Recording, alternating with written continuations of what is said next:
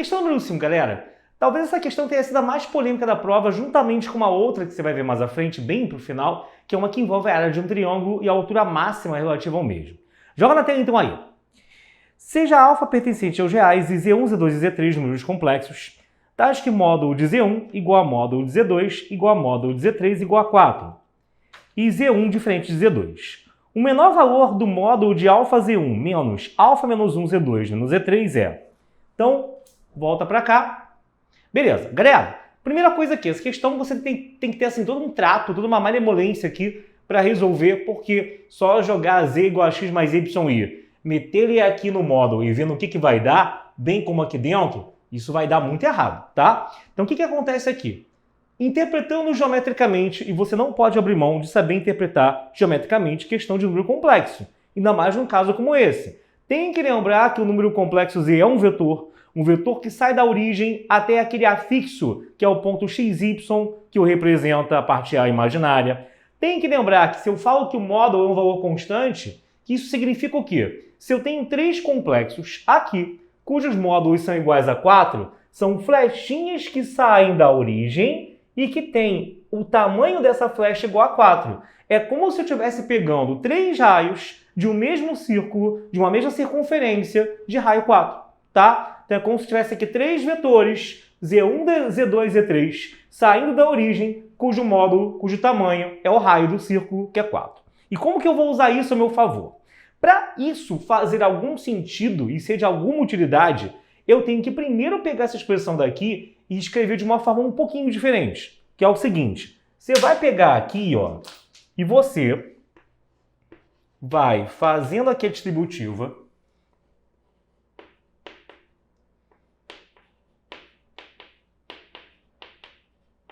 né?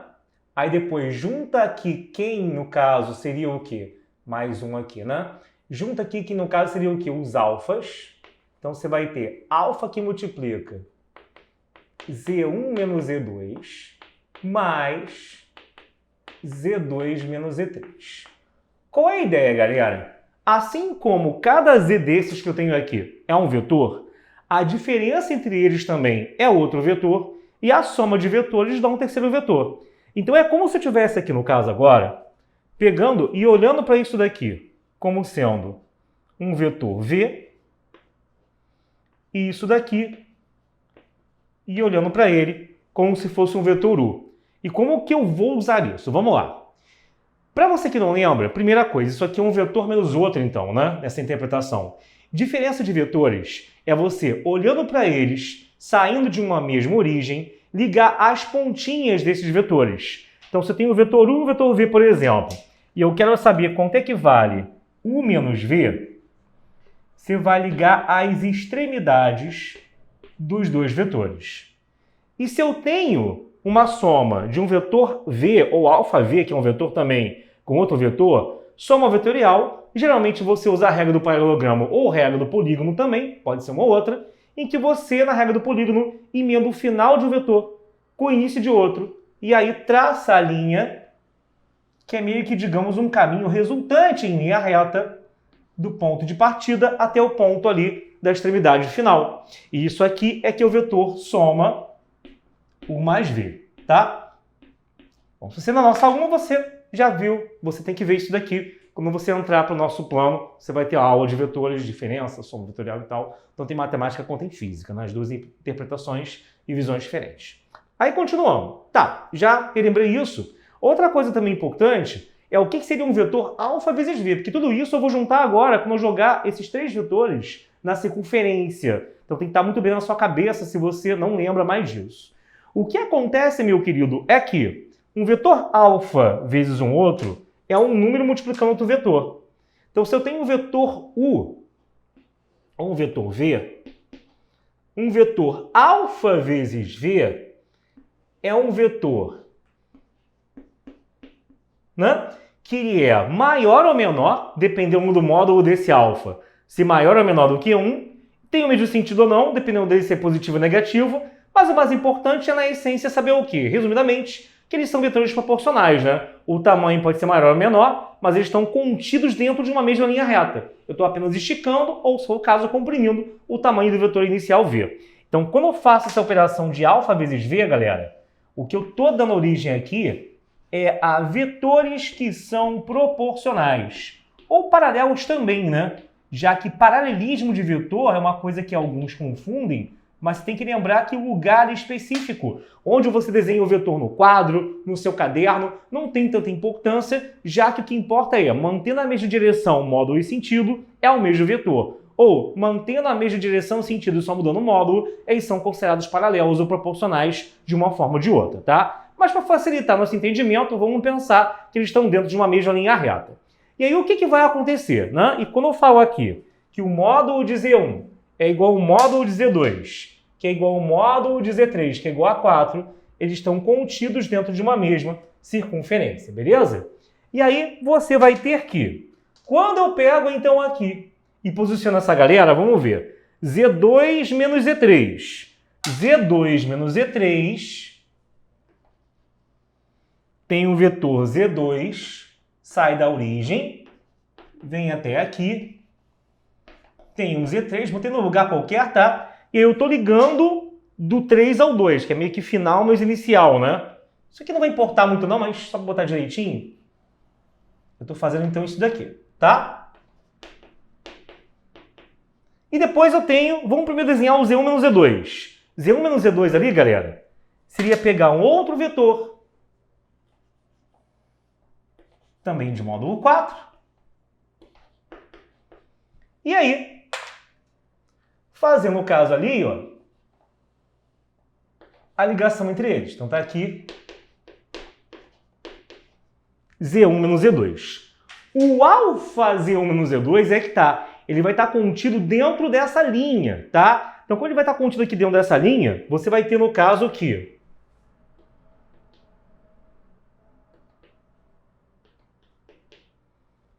você tem que ele estar contido aqui, então acaba que o quê? O que eu quero no final das contas? O que você fazer no caso ali, um alfa Z menos Z2 com Z2 menos Z3? Gente, isso é você fazer uma soma vetorial, tá? Você vai no caso ali ligar a ponta do U, que seria meio que esse cara aqui primeiro,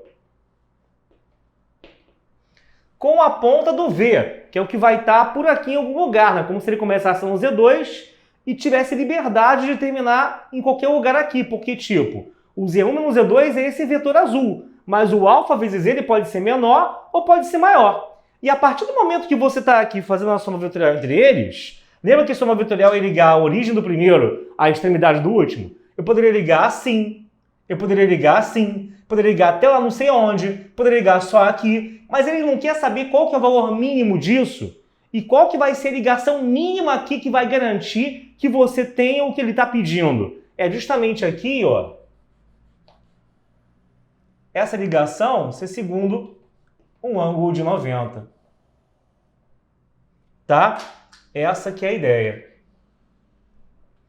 E eu quero que você perceba também que no caso ali, galera, o que está acontecendo? Quando eu faço ainda ali o Z1 menos Z2 e o Z2 menos Z3, sem o alfa ainda, tá? A simples soma vetorial entre eles, direta e reta, não, estou pegando no caso aqui entre Z1 e Z3, né? É o Z1 menos Z3, tá? O que acontece no caso aqui? Isso fecha um triângulo. Isso fecha um triângulo que, por sua vez, estaria o quê? Estaria, no caso aqui, ó, inscrito nessa circunferência, tá? E a ideia, no caso, qual é? A gente acaba, no caso aqui, concluindo que dentre todos os triângulos possíveis, eu quero aquele em que a altura dele, né, vai ser mínima. Que a altura dele vai ser mínima, não. Em que eu quero a altura dele, tá? Porque, assim, o alfa Z1 menos Z2 com o Z2 menos Z3 acaba sendo o conjunto de possíveis ligações que eu faço em rosa, desde o Z3 até algum lugar ali em cima. E a gente concluiu que para ser mínimo, tem que ser ligação que representa a altura. Então a situação é, você tem um triângulo inscrito numa circunferência, presta muita atenção nisso, que existe uma forma para a área de um triângulo inscrito numa circunferência, que é o quê, gente? ABC sobre 4R. lado vezes lado, sobre 4 vezes o raio do círculo circunscrito, beleza? E aí o raio eu tenho que o raio é 4, tá? E cada lado seria um módulo de um vetor desses. Observa que nas respostas da questão tem umas opções aí com módulo de Z1 menos Z2, módulo de Z2 menos Z3, módulo de Z1 menos Z3. É por isso, porque ele primeiro fez um lance aí com a área do triângulo, multiplicando cada um dos 3 módulos e dividindo por 4R. No caso, o R é 4, dividindo por 4 vezes 4. Porém, a ideia qual é, galera? É você comparar essa forma de achar aqui a área com alguma outra. E alguma outra seria o quê? Base pela altura sobre 2. Porque quando eu pensar em base pela altura sobre 2, aí eu vou estar finalmente colocando essa alturazinha, esse vetorzinho roxo, rosa, sei lá o que, aqui na história, que é o H que eu quero, porque o valor mínimo disso daqui, é justamente aquele H. O valor mínimo disso, para quem ainda não percebeu, é justamente aquele H. E perceber isso é uma das maiores dores e dificuldades do pessoal nessa questão, tá legal? Feito isso, vamos apagar então aqui, ó, e aí o que vai acontecer? Aí, uma primeira forma então de calcular a área desse triângulo, né? Então, triângulo Z1, Z2, Z3, né? De vértices nos afixos dos complexos Z1, Z2, Z3. O que você vai ter então aqui? Você vai ter então o quê? A área vai ser módulo de Z2 menos Z3 pelo módulo de Z1 menos Z2 pelo módulo de Z1 menos Z3. Tudo isso dividido por 4R. Por 4 vezes 4 no caso.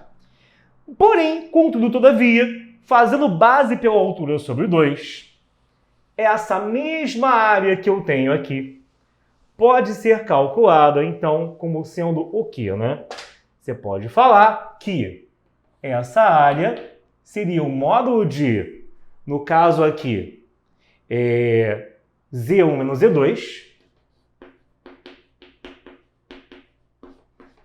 vezes H sobre 2, tá? Aí acabou, né, minha gente? Porque aí você vai ter o quê? Isso é igual àquilo. Então fica módulo de Z2 menos Z3 vezes módulo de Z1 menos Z3 vezes módulo de Z1 menos Z2 sobre 16. Isso tem que ser, vou apagar tudo aqui, tá? Tem que ser igual à expressão que eu acabei de montar. Ou seja, tem que ser igual ao módulo de Z1 menos Z2 vezes H sobre 2, tá? Então, esse módulo Z menos Z2 está em ambos, ele vai morrer, isso vai sumir. Aqui dá para cortar também, sobra um 8, e aí acabou, né? Você vai ter aqui, na opção final está Z3 menos Z2 e Z3 menos Z1, mas como está em módulo, você botar um menos o outro, vice-versa, não faz diferença. Porque a diferença vetorial é mudar a ordem, só muda para onde que a flechinha está apontando, mas o tamanho é o mesmo, tá? Então, aqui no caso, você vai ter que o módulo de Z3 menos Z2 pelo módulo de Z3 menos Z1 sobre 8 é justamente a altura, que é justamente o valor mínimo daquela expressão que ele queria. Então, alfa vezes Z1, deixar como estava no enunciado, menos alfa menos 1 Z2 menos Z3 vai ser o módulo de Z3 menos Z2 pelo módulo de Z3 menos Z1, tudo isso dividido por 8, tá? Valor mínimo no caso, claro, né? Valor mínimo, não valor absoluto. Então tá aí, você pegando a sua prova aí, joga de novo na tela, meu querido. Você tem que isso aí, na questão, volta para mim, era a letra C. Questão realmente complicada, para muita gente foi um problema. Você dá frente aí para você tirar um print, mas tenta refazer, que se você não entendeu, você pegando para fazer sozinho, você consegue entender passo a passo, que aqui você tem que parar realmente com paciência para poder pegar no final, tá bom? Um beijo, valeu, tchau, tchau. Um S vai cortar com o outro. O T vem para a esquerda. E a gente vai ter que o 2T é menor que o R. Ou seja, o T vai ser menor do que o R sobre 2, tá? Além disso, eu também tenho que isolar essa expressão. Afinal, isso aqui também é um lado. Então, R menos S menos T tem que ser menor do que o S mais o T. E aí, você vai jogar o S e o T para o outro lado. Fica R menor do que S mais T. Ou S mais T maior do que R sobre 2. Então, na verdade, eu estou achando que a soma S mais T sofre duas condições, né? Ela é menor do que R e ela é menor do que, no caso, perdão, ela é menor do que R e ela é maior do que R sobre 2. Tá, e que tem que ter muito cuidado mesmo com o que a gente está fazendo. Cara, aí das várias maneiras possíveis que existem de fazer essa questão, uma delas é você o quê? Se você conhecer a questão que eu vou comentar agora, ajuda um pouquinho. Existe uma questão na Escola Naval, e também sai de outros livros conhecidos, que ele fala que tem duas pessoas que têm que se encontrar numa estação de trem, de ônibus, e que um não pode chegar mais do que meia hora ou 10 minutos, não lembro se é meia hora ou 10 minutos, atrasado em relação ao outro, e aí isso sai justamente por uma área. Mas se você nunca viu isso na sua vida, né, até tem uma evolução nessa questão, né, que é pro R3, né, que é dita como uma das questões de Escola Naval, assim, caraca, assim, uma das mais difíceis, que já caíram de todos os tempos. Apesar que as questões de Escola Naval em si são questões complicadas. Mas, se você nunca viu isso, não tem problema. O que acontece aqui? Quando ele fala que o S e o T estão no intervalo entre 0 e R, gente, isso aí são valores reais. Então, a princípio, o espaço amostral que eu tenho seria infinito. Mas infinito dentro de uma condição que ele estabeleceu. Então, na verdade, assim, ele é infinito quantos dentro daquele espaço restrito eu tenho infinitos valores. Então, você não vai contar quantos elementos tem no espaço amostral, porque você ali não tem como fazer isso na mão. Porém, como é algo restrito, tipo, o S não é qualquer coisa eternamente. Ele tem que estar entre 0 e R aberto. O T idem. Dá para você representar isso no eixo vertical horizontal, no eixo XY, onde cada eixo vai representar ou S ou, no caso, ali o T, ok? Ficando o R como parâmetro com o qual eles se relacionam. Então é isso que vai matar a questão da melhor maneira possível, tá? Tem outras formas de resolver, mas essa aqui, ao meu ver, é a mais adequada. Então, olha só, o que você vai ter aqui? Pega, e aí você tem que eixo Y,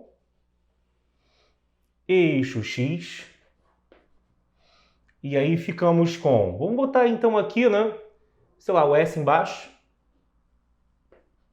e o T aqui em cima. Bom, ambos variam entre 0 e R. Entre 0 e R. Entre 0 e R. Beleza. Mas aí, a gente acabou de ver que o S e o T tem que ser menores do que R sobre 2. Então marca aqui, ó, R sobre 2 e aqui R sobre 2, tá? Então o S tem que ser menor do que isso, é daqui para a esquerda, e o R tem que ser menor do que isso. Também é daqui para baixo, tá? Respeitado, né, o intervalo de existência de cada um deles. Ok, só que além disso, a gente tem ainda duas condições. A do S mais T ser menor do que R e a do S mais T ser maior do que R sobre 2. E isso a gente vai montar e fazer da seguinte maneira, gente. Vamos pegar assim, ó. Ali quando tem S mais T menor do que R, vamos enxergar como se eu estivesse aqui isolando, no caso, o T. Tipo, olhar o T como se fosse um Y e o S como o X da história. Então fica T menor do que menos S mais R. E aí, olhar isso aqui como se fosse um termo constante. Tipo assim, gente, eu tenho, sei lá, Y igual a menos X mais 10 ou menor que menos X mais 10. Você não iria olhar esse 10 como sendo um lugar onde a reta está cortando o eixo vertical? Então, e acaba que seria a raiz também, né? Porque se é igual a y a 0, o x daria 10. Então ele estaria cortando o eixo y no 10 e o eixo x no 10. É a mesma coisa aqui, só que em vez de ser um 10 é um R. E aí você vai ter um R lá em cima, um R aqui embaixo. E como o S mais T é menor do que R, eu estou pegando a região abaixo da reta, que seria essa daqui. Ok? Beleza. Isso é o nosso espaço amostral, porque isso é a condição maior inicial do problema, antes de você ver se isso vai formar um triângulo ou não. Formando um triângulo ou não, todos os casos aqui estão dentro do caso S mais T menor do que R. Então, a área que representa o espaço amostral é a área desse triângulo. Show de bola? Beleza. Agora, o que acontece aqui? Para finalizar, eu tenho que o S mais T tem que ser maior do que R sobre 2. Aí, é também fazer essa linha de raciocínio aqui, ó. Você vai ter S mais T maior do que R sobre 2, é o mesmo que eu escrever que eu tenho aqui um T que é maior do que a reta menos S mais R sobre 2. Ou seja, amigos, você tem aqui uma reta decrescente que corta, no caso aqui, em R sobre 2, cada eixo, né? Se eu fizer aqui o T, o Y igual a 0, o S vai dar R sobre 2, e eu quero a região acima disso. Só que eu quero a região acima disso ao mesmo tempo que eu estou à esquerda do R sobre 2, verticalmente falando, e abaixo do R sobre 2, horizontalmente falando. Então, na verdade, a região que está ao mesmo tempo em tudo o que eu falei seria essa daqui, ó. Tá? E assim, seria, no caso, olhar o espaço amostral, então. O que é o espaço amostral? Triângulo, retângulo, de catetos, no caso ali. R e R. Seria R vezes R sobre 2, beleza?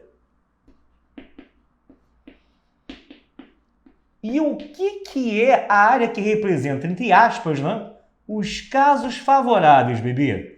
Seria, no caso, esse triângulo que eu tenho ali em azul, que é um triângulo, no caso aqui, ó, de cateto R sobre 2 e que também é R sobre 2. Repara que você vai ter, então, aqui, que essa figura vai ficar com a área o quê? R sobre 2... por outro R sobre 2 dividido por 2. Vai dar R ao quadrado sobre 4. Aí, beleza, a probabilidade que eu quero é dividir uma coisa pela outra. Você dividindo uma coisa pela outra, você vai ter o quê, ó? Vai ficar, então, no caso aqui, que a gente vai ter... sobre 2, né? Então vai ficar sobre 8. Vai ficar, então, no caso aqui, que a gente vai ter que a probabilidade vai dar R ao quadrado sobre 8 dividido por R ao quadrado sobre 2, o que vai dar 1/4. 25%. Joga na tela de novo aí, editor querido. Então, temos que isso vai dar, volta para mim, a letra D de dado, tá bom? Então, uma questão bem interessante, né, porque foge do bem comum, adoro questões assim, e usa o recurso de área para calcular a probabilidade, o que muitas das vezes as pessoas não estão muito bem ainda com afinidade em relação a isso. Claro que aqui, gente, também você poderia olhar, né?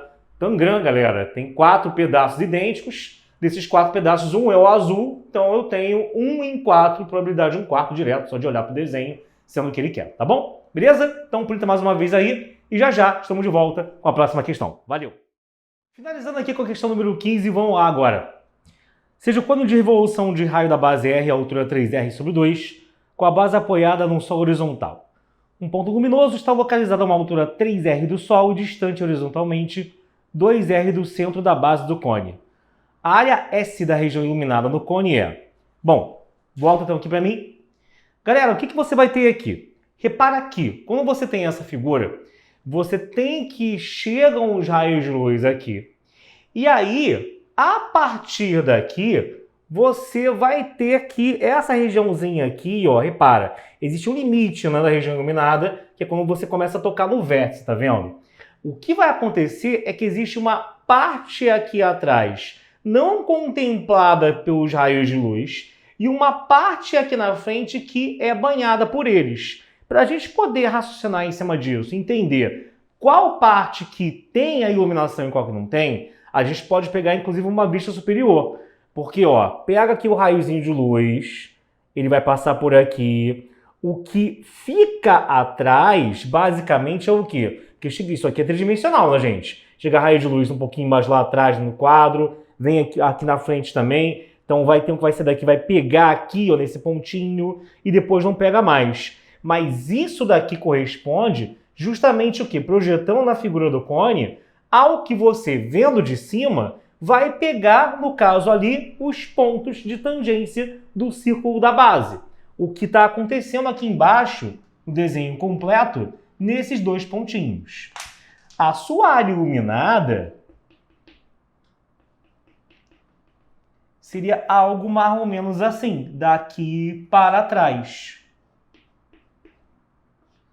Ou seja, a nossa tarefa, no caso aqui, né, tem aqui uma casca do cone que é iluminada e uma parte que não é iluminada.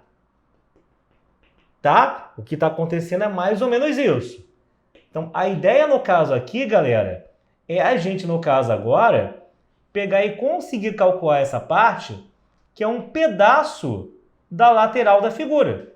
Tá? A lateral do cone é PRG. Estou pegando um pedacinho não completo da lateral. E aí, como que eu vou achar isso? Você pode perceber que aqui, ó, tudo que eu tenho na lateral é como se fosse o quê? Se eu rebato isso lá para baixo, o que você tem ali da parte azul é justamente essa partezinha aqui do setor circular, é o setor maiorzão. Então, se eu souber qual é esse ângulo aqui de abertura, ou melhor, primeiro deve ser mais fácil achar o da direita, para complementarmente aqui achar o da esquerda, né? 360 menos isso. A gente vai saber também proporcionalmente quanto que é o da área lateral que eu pego, qual é a fração da área lateral que a gente vai pegar. Se eu achar, por exemplo, que aqui eu tenho um ângulo tal qual, eu estou pegando 2/3, 1/5, 2/7 do círculo da base, é essa proporção também que eu estarei pegando da área lateral, então é fazer essa fração vezes PRG, tá? Essa é a nossa tarefa aqui de hoje. Mas aí, a questão fala que aqui o poste, ou sei lá o que, a luminária, é de altura 3R, o cone é de altura 3R sobre 2. Para a gente descobrir esse pedacinho aqui, ó, o que vai ser esse pedacinho aqui? É do centro até onde essa linha reta que passa pelo vértice vai pegar lá embaixo no chão. É do centro até onde essa linha reta vai pegar lá embaixo do chão. Vamos chamar isso aqui de X. E aqui é o mesmo raio R mesmo da figura. A questão também fala que aqui é R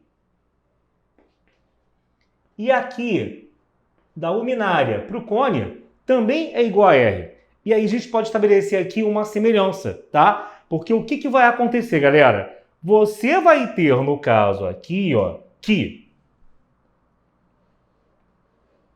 do O até o P vamos chamar de X. E aí, olhando a figura de frente, eu posso pegar o quê, ó?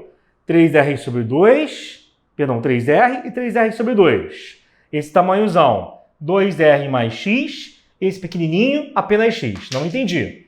Você vai ter, então, no caso aqui, um triângulo de cateto como base igual a X e a altura igual a 3R sobre 2 e outro triângulo em que o cateto da base é 2R mais X e a altura é apenas 3R.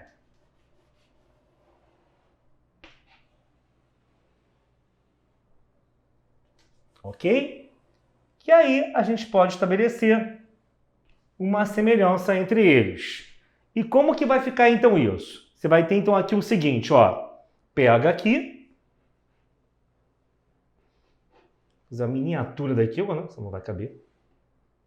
Então, ó, olhando de frente aqui eu daria. Você tem 3R. E aqui, ó, você tem 3R sobre 2. Esse pedacinho aqui, ele é igual a X. E o todo é igual a X mais 2R ou 2R mais X. Aí acabou. O que você vai ter aqui? X está para X mais 2R. Assim como 3R sobre 2 está para 3R. Um é metade do outro, né? Esse 3R você vai cortar. E aí você vai ter que x sobre x mais 2r é igual a meio, tá? Aí pronto. Multiplica cruzado aqui que você vai ter 2x é igual a x mais 2r, ou ainda que o x é igual a 2r. Aí acabou. Tendo isso em mãos, o que vai acontecer? Você pode jogar o 2r aqui, e aí fica ridículo de você ver o quê, né? Se esse ângulo aqui for alfa, o cosseno dele vai ser cateto adjacente sobre hipotenusa. Então fica cosseno de alfa vai ser r sobre 2r, e se o cosseno vale meio, é porque o ângulo vale 60 graus, tá? O ângulo sendo igual a 60, bom, acabou, né, gente? Porque aí, irmão, o que vai acontecer? Isso tudo aqui, na verdade, é 120, tem uns 60 graus em cima e outro embaixo. E o que sobra do outro lado vai ser 240. 240 graus, que é o que sobra no caso aqui, são 2/3 da volta, tá? Se você não conseguir identificar, faz uma regra de 3 que você acha isso. Lembrando que a área lateral, né? Você tem a geratriz, tem a altura e o raio da base. A área lateral completa de um cone é dada para o PRG. E o que eu estou querendo é uma fração desse PRG. 240 em 360 também você pode fazer assim, né? A área iluminada, ela vai ser o que 240 é de 360 do PRG. Você vai ver que isso vai dar 2/3 aqui. E a geratriz em função do raio, você faz um Pitágoras ali, ó. O g ao quadrado, ele vai ser igual, vou botar aqui embaixo, a h ao quadrado, que é 3r sobre 2, mais r ao quadrado. Lembra que sempre tem um Pitágoras que você pode fazer aqui dentro do cone. Se você não conhece, é que G2 é H2 mais R2. Só que como nesse caso eu já sei que o H é 3/2 de R, eu já peguei ali e substituí direto. Que aí com isso, ó, o que vai ficar? Você vai ter que... Aqui já printaram? Printa aí. Belezinha. Então, ó, você vai ter que o g ao quadrado, inclusive aqui eu vou apagar, tá? Não precisa mais disso não. Ele vai ser igual a 9r ao quadrado sobre 4, mais r2, ou seja, sobe o 4, soma com 9, 13r2 sobre 4. Com isso, o g, ele vai dar r raiz de 13 sobre 2. Aí, fechou. Tendo isso aqui em mãos, né? Aí eu vou fazer 2/3 do PRG.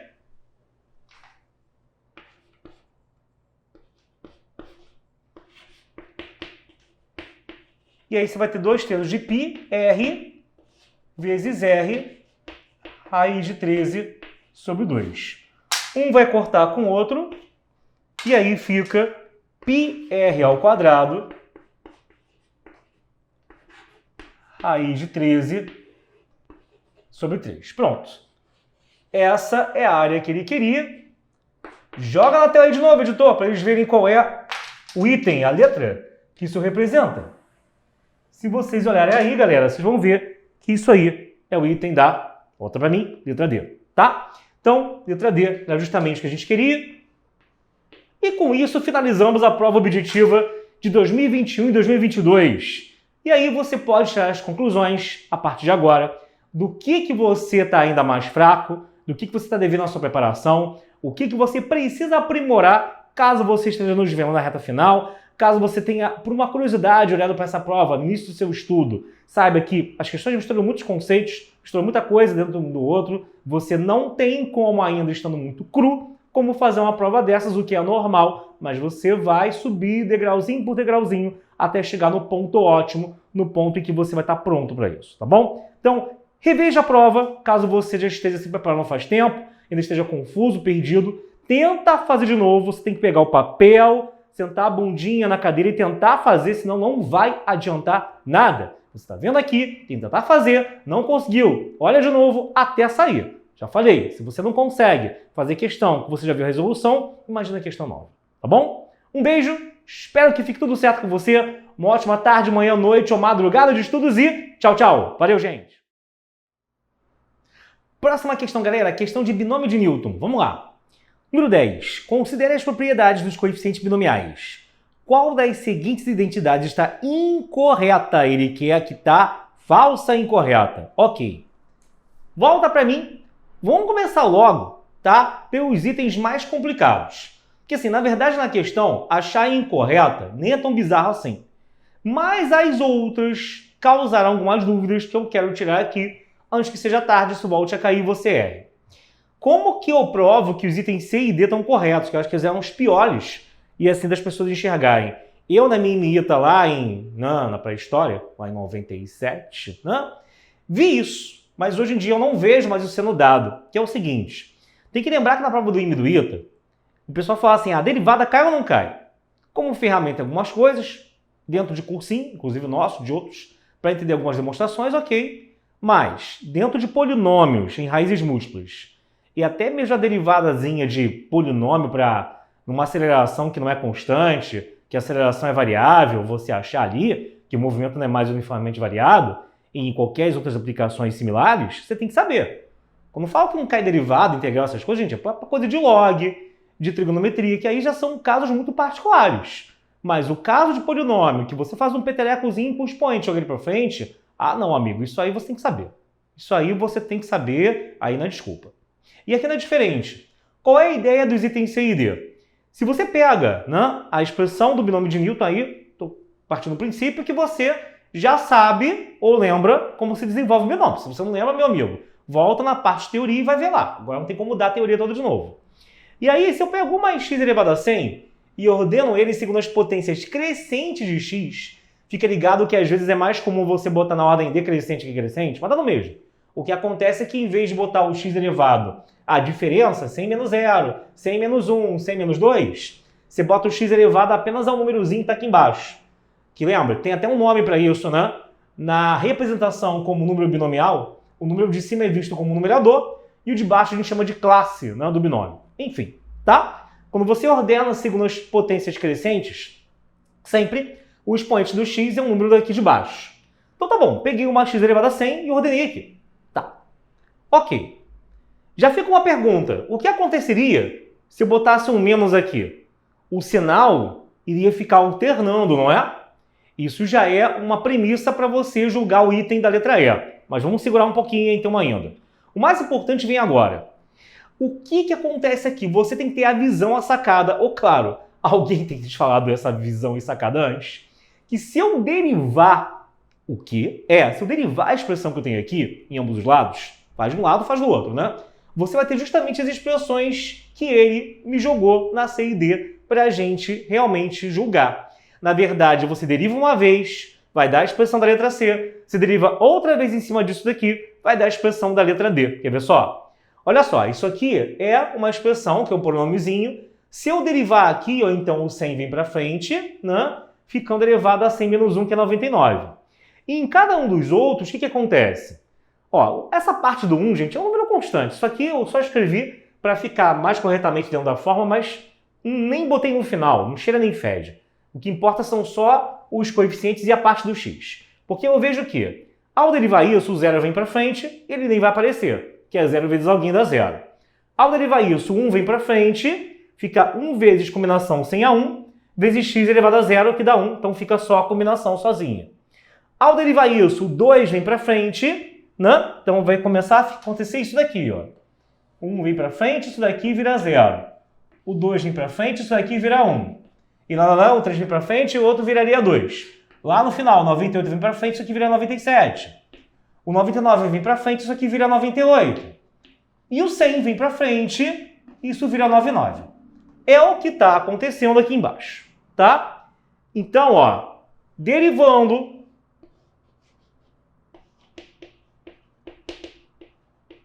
ambos os lados, a gente está chegando justamente aí ao que a gente queria, tá? Ok.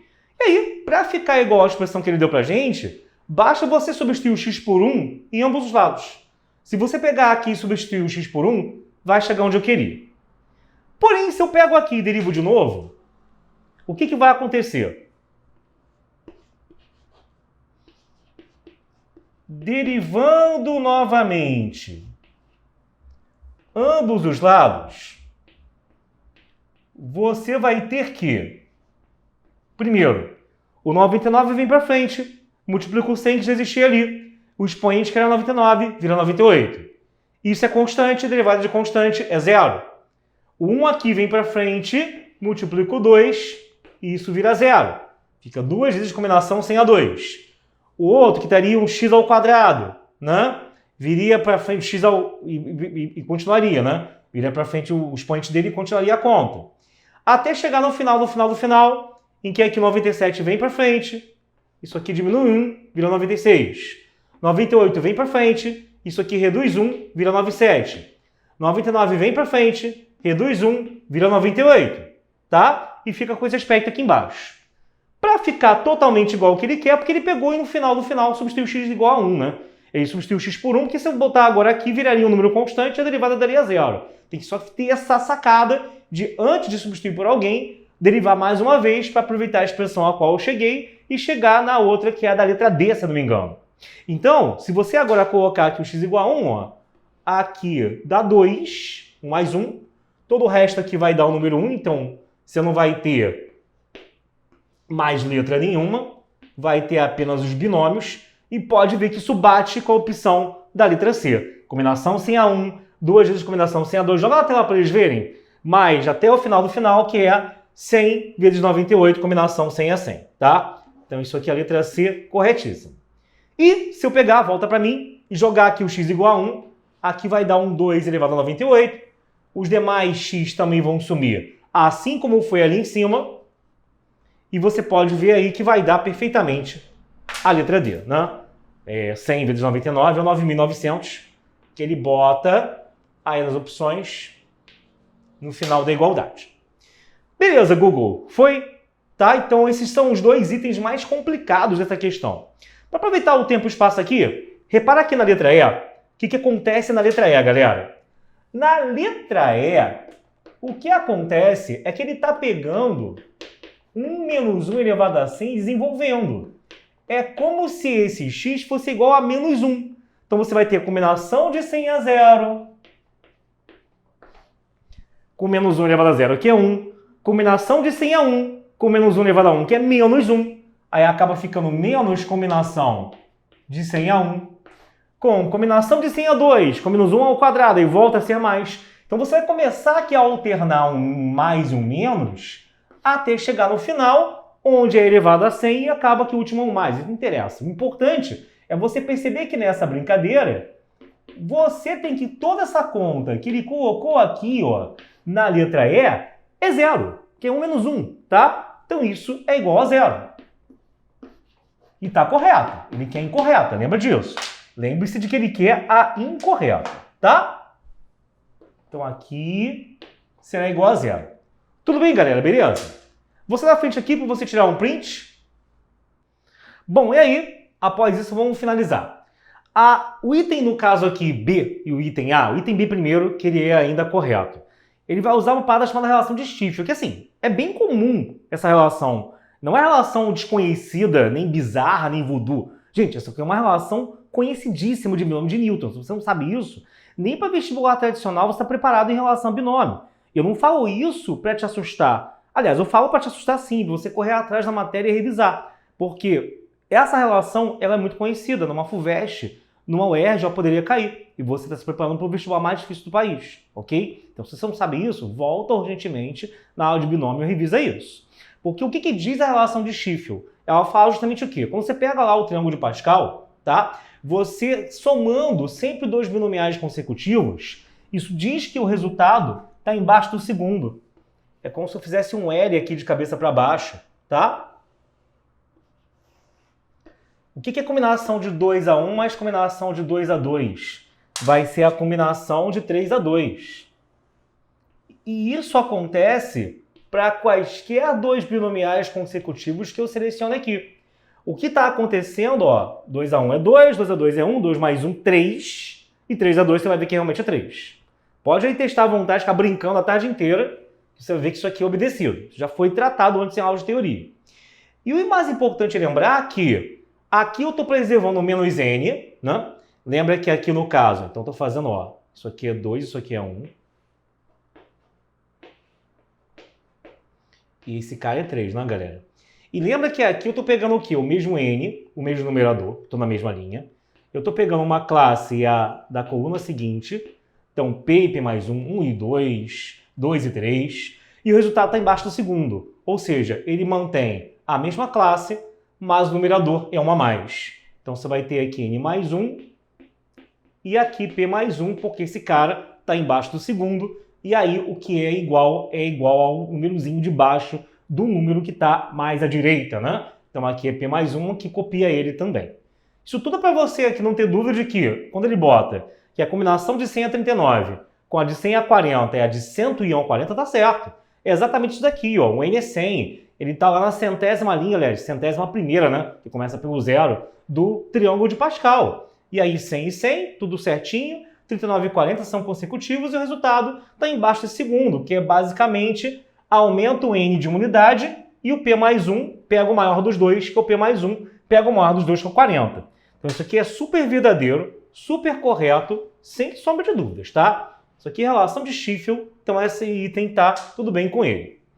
Agora, o item A, o problema é o seguinte, vamos lá, joga na tela então aí de novo. No item A, você está vendo aí, que ele está pegando a combinação de 100 a 0 ao quadrado, com a combinação de 100 a 1 ao quadrado, até chegar na combinação de 100 a 100 ao quadrado, e afirmando que isso é a mesma coisa que a combinação de 200 a 100 ao quadrado. Algumas vezes, a gente, para julgar algumas coisas de binômio como certas ou erradas, volta para mim, a gente vai ter que ter uma certa malemolência, um certo cuidado, uma certa visão de fazer o seguinte: montar um problema na nossa cabecinha, mas isso só se adquire com o hábito de fazer uma questão, então abra sua mente a partir de agora, depois dessa questão aqui. Montar um problema que tenha como solução o que está na sua frente, ou algo próximo a isso. Não me entendi. Eu sei que é complicado à primeira vista, a segunda talvez também. Você está acostumado a pegar um problema e montar a conta que resulta aquele problema. Mas problemas de análise combinatória, muitas das vezes tem 2, 3, 4, muito mais do que um caminho para você resolver. Eu só preciso de 2. Eu preciso de 2 caminhos para resolver a mesma coisa. Por que eu preciso de 2 caminhos para resolver a mesma coisa? Porque através desses 2 caminhos que eu vou usar para resolver essa mesma coisa, a gente vai ver o seguinte, tá? Vamos imaginar assim, que existe uma questão que me fala que eu tenho 100 homens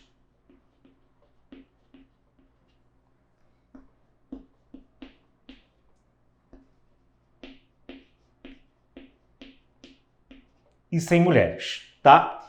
E aí eu quero selecionar 100 pessoas nesse grupo.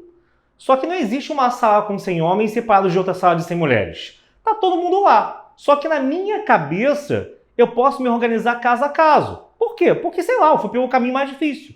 Não tem como você criar um caminho de resolução em combinatória que você acertou, mas você foi pelo caminho que deu a volta ao mundo e depois você vê, caramba, tinha um jeito mais fácil, né? Pois é isso. Porque, por exemplo, para você fazer essa retirada, eu posso realmente pensar, então, ó, eu estou de 100 homens escolhendo 0 e de 100 mulheres escolhendo todas as 100. Ou em combinatória é somar. Eu estou de 100 homens escolhendo 1 e de 100 mulheres escolhendo as demais 99. Combinação de 100 a 99. Escolho 99 de 100. E assim vai, né? Depois, de 100 homens escolho 2 e de mulheres escolho 98. Ou de 100 homens escolho 3 e de 100 mulheres 97. Até o finalzinho, que ficaria o quê? De 100 homens eu escolho 98 e de 100 mulheres eu escolho 2. Ou de 100 homens eu escolho 99 e de 100 mulheres eu escolho uma.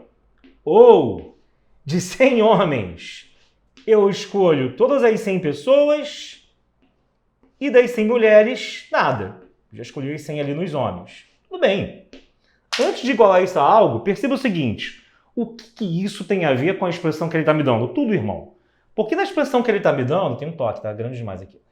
Você tem o quê? Que esses binomiais são complementares. Você está colocando lado a lado binomiais que têm o mesmo valor. O que são binomiais complementares ou de mesmo valor? São aqueles cuja soma aqui embaixo, esses númerozinhos aqui de baixo, dá o de cima. 98 mais 2 dá 100. 99 mais 1 dá 100. 0 mais 100 dá 100. E todo mundo que eu estou escrevendo aqui, nos 3 pontinhos, tem essa propriedade. Então, um é igual ao outro. Então, quando eu escrevo combinação de 100 a 100, isso aqui é a mesma coisa que uma combinação de 100 a 0, dando uma combinação de 100 a 0 ao quadrado. Quando eu escrevo uma combinação de 100 a 99, isso aqui é a mesma coisa que uma combinação de 100 a 1, dando uma combinação de 100 a 1 ao quadrado. Idem até o final. Quando eu escrevo combinação de 100 a 2, isso é a mesma coisa que de 100 a 98, e assim vai. Então, na verdade, você está fazendo uma combinação de 100 a 0 por outra de 100 a 0 ao quadrado. Combinação de 100 a 1 por outra de 100 a 1 ao quadrado. E vai até o final. Combinação de 100 a 98 por outra 98 ao quadrado. Entendeu que essa expressão aqui em azul é exatamente essa parte aqui esquerda? Ok. Mas ao que isso vai ser igual? Aí que tá. Foi o que eu falei. A gente está imaginando aqui para poder, no caso, contextualizar, né, e visualizar melhor o que está acontecendo, que eu fui pelo caminho mais complicado da questão. Porque por que na minha cabeça eu fui fazendo essa separação, né, entre homens e mulheres? Não precisava. Tá certo, não precisava. O que era mais simples fazer? Ué, caramba, se tá lá todo mundo junto, são 200 pessoas, onde dessas 200 pessoas eu quero tirar 100. Então é a combinação de 200 a 100. E acabou. Only this. E aí você repara justamente que não existe esse quadrado. Não tem um quadrado. Não tem nada disso. Até porque também só sobrou essa aqui para julgar também. Né? Esse também tem isso. Então logo essa aqui é incorreta. Ele queria a incorreta, achamos. A incorreta é a letra A. Tá? Então, gabarito dessa questão 10, vai ser letra A, tá bom?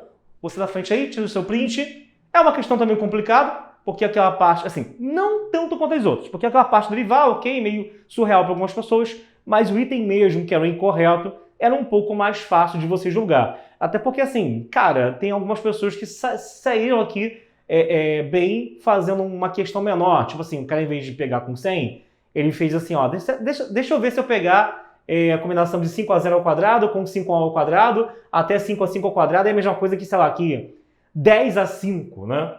Ok? O cara tentou fazer isso. Fez para casos menores. Ou, porque é sempre, né, um número aqui em cima e aqui embaixo a metade. Ou, deixa eu ver se eu pegar, sei lá, a combinação de 4 a 0 ao quadrado com 4 a 1 ao quadrado até 4 a 4 ao quadrado, isso é a mesma coisa que é de 8 a 4 ao quadrado, tá? Ele viu se tem uma lógica aí. Cuidado também, que isso não é muito bom, porque às vezes você vê que dá certo, sei lá, até 7, até o n igual a 8, e dali em diante dá zebra, tá? Mas no sufoco, né, o cara que tá perdendo tempo de fazer, ele não deixou de fazer a questão por causa disso, né? Embora seja perigoso pelo que eu falei, tá bom? Então, me aguarda aí que já já eu tô de volta. Um beijo. Valeu, galera!